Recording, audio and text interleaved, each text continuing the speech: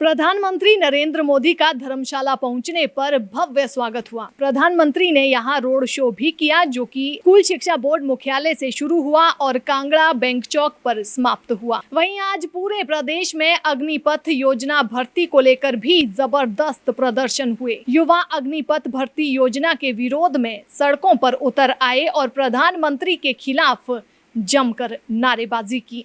धर्मशाला में भी बड़े स्तर पर प्रदर्शन हुआ। यहां प्रदेश के सभी जिलों के युवा एकत्र हुए और सरकार के खिलाफ जमकर नारेबाजी करने लगे। धर्मशाला में प्रधानमंत्री के पोस्टर तक फाड़ दिए गए। इन सब के बीच में भारी सुरक्षा व्यवस्था के साथ मुख्य सचिवों के पहले 3 दिवसीय राष्ट्रीय सम्मेलन की अध्यक्षता के लिए प्रधानमंत्री धर्मशाला पहुंचे। प्रधानमंत्री का धर्मशाला में भव्य स्वागत हुआ। पूरा धर्मशाला मोदी के रंग में रंगा नजर आया। प्रधानमंत्री के रोड शो के दौरान खूब पुष्प वर्षा की गई। इस कार्यक्रम में 25,000 के करीब भाजपा के कार्यकर्ता शामिल हुए। प्रधानमंत्री नरेंद्र मोदी आज से धर्मशाला के 2 दिवसीय दौरे पर रहेंगे। प्रधानमंत्री बनने के बाद नरेंद्र मोदी तीसरी बार धर्मशाला पहुंचे हैं।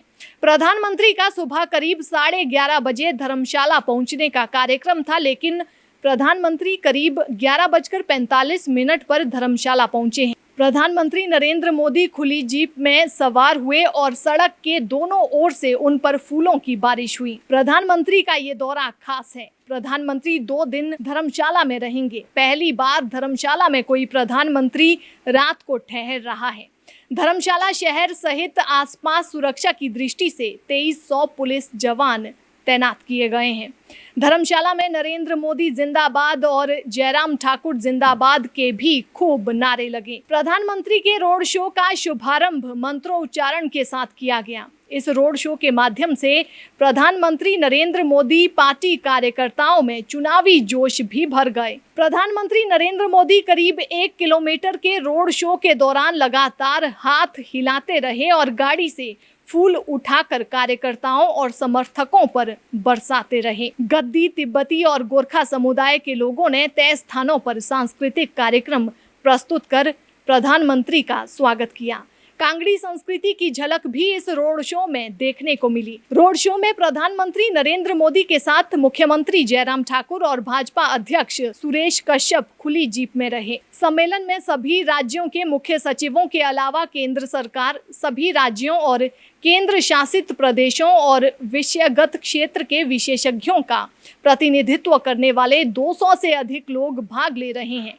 इसके अलावा सम्मेलन में कारोबारी सुगमता के लिए अनुपालन बोझ को कम करने, छोटे अपराधों के गैर अपराधीकरण योजनाओं के अधिकतम कवरेज और अंतिम व्यक्ति तक वितरण सुनिश्चित करने के लिए केंद्र राज्य समन्वय, भारत के बुनियादी ढांचे का बदलाव और क्षमता निर्माण, मिशन कर्मयोगी पर सत्र में विस्तृत चर्चा की जाएगी। सम्मेलन में गहन चिंतन के बाद जो परिणाम निकलेंगे, उन पर नीति आयोग की गवर्निंग काउंसिल की बैठक में विचार विमर्श किया जाएगा।